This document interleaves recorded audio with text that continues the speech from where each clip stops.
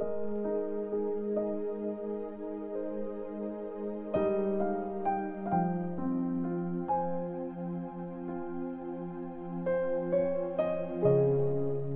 Timothy chapter 3. Mga leaders sa church.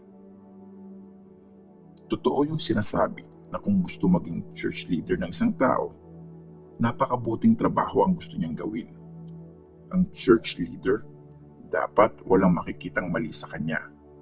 Isa lang ang asawa, matino ang pag-iisip, may kontrol sa sarili, kagalang-galang. Nagwe-welcome ng ibang tao sa bahay nila at kayang magturo.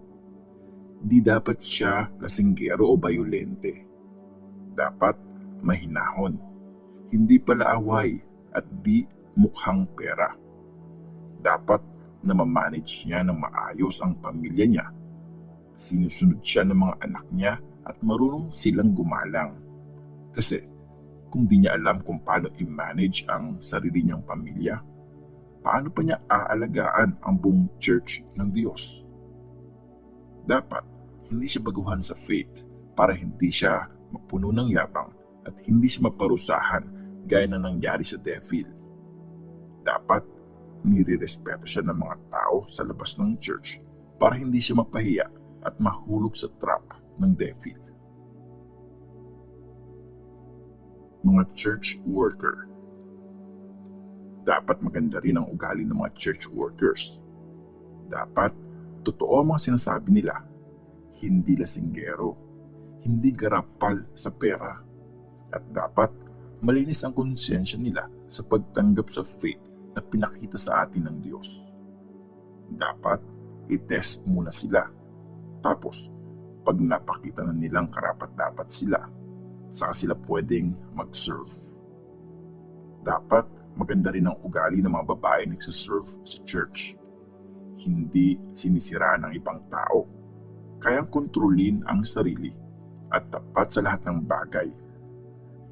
Isa lang dapat ang asawa ng church worker at dapat na ma-manage niya ng maayos ang mga anak niya at ang buong pamilya niya. Nagkakaroon ng magandang reputasyon ang mga church worker na tapat sa tungkulin nila at nagiging confident silang kwento ang tungkol sa faith nila kay Christ Jesus.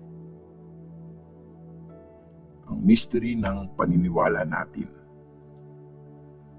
Gusto ko nang puntahan kayo agad, pero sumulat na rin ako para if ever madelay ako, alam niyo na kung ano ang dapat na maging ugali ng mga taong nasa pamilya ng Diyos.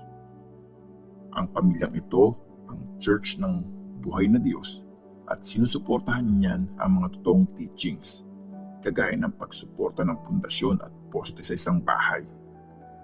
Hindi natin madedenay na malaki talaga ang mystery ng religion natin. Nagpakita siya bilang tao, pinatunayan ng Espiritu na matuwid siya at nakita siya ng mga angels. Pinreach siya sa mga bansa, naniwala sa kanya ang buong mundo at inakyat siya sa langit.